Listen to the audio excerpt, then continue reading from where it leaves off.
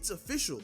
Paul George has declined his nearly $49 million player option with the Los Angeles Clippers and will be entering free agency. And with LA seemingly asleep at the wheel at convincing him to resign, the Philadelphia 76ers are more than ready to pounce and snag him.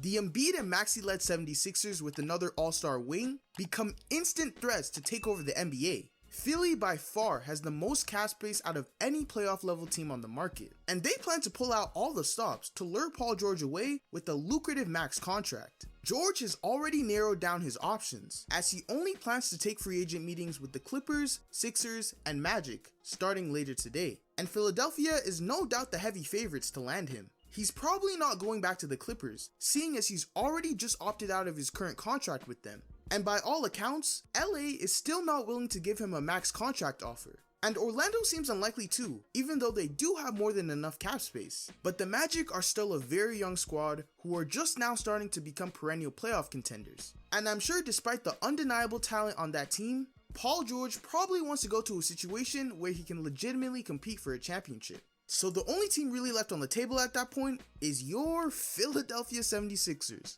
If Paul George does land in the city of brotherly love, it would be a seamless fit. He's an elite two-way wing that impacts both sides of the ball, which Philly could desperately use after finally getting off of Tobias Harris's horrible contract. He's a lethal off-ball scorer who can simultaneously man an offense as the primary ball handler and create shots for himself and others. Just think about a starting lineup of Tyrese Maxey, Paul George, Kelly Oubre, Nicholas Batum, or whoever they decide to start at the 4, and Joel Embiid at the 5.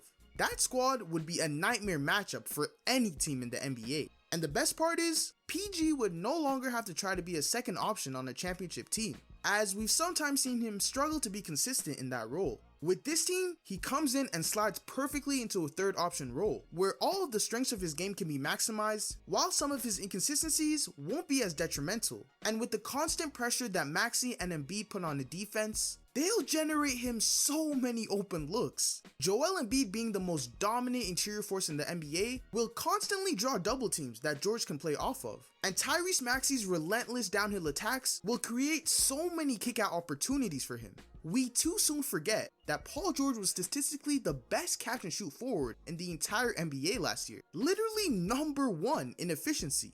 With that said, Paul George is still also an elite level shot creator who's more than capable of leading the offense at times as the primary ball handler, and on any given night can easily be the best player on the court. Having a guy like that as a team's third best player would be scary, and the 76ers would be right up there with the Celtics and Knicks as title favorites out of the East. The Clippers have had a very confusing offseason so far. They have no real sense of direction right now. They're still not offering Paul George a max contract, and haven't shown any real sense of urgency on trying to bring him back. They've already missed out on the opportunity to sign and trade him for assets, so if he does decide to just leave in free agency, they'll be left with nothing left to show for him, and will end up looking very stupid in the next few days. Hey, I love me some Klay Thompson, but unfortunately, the writing pretty much seems to be on the wall that he is not coming back to the Warriors this offseason. Side note, despite the rough end to the season, I still think Klay Thompson has a lot left in the tank. I mean, he averaged 17 points per game on 38% three-point shooting on a bad year. Sure, the injuries have made it so that he's not a high-value defender anymore, but you can't convince me that he doesn't still give effort on that end. And I'm expecting a major bounce-back year from Klay, wherever he ends up. He's gonna light up the league again, just watch. Right now, all the power is in Paul George's hands. He's by far the biggest name in this free agency class, and his looming decision will set off a domino effect for all of the other offseason moves yet to come,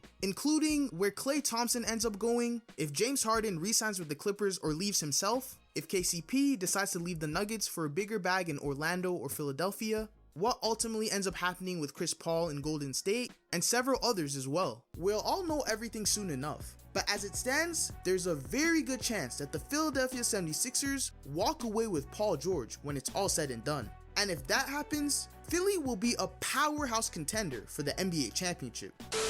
Hopefully, this offseason we find a way to get better and, add some pieces. And, yeah, so.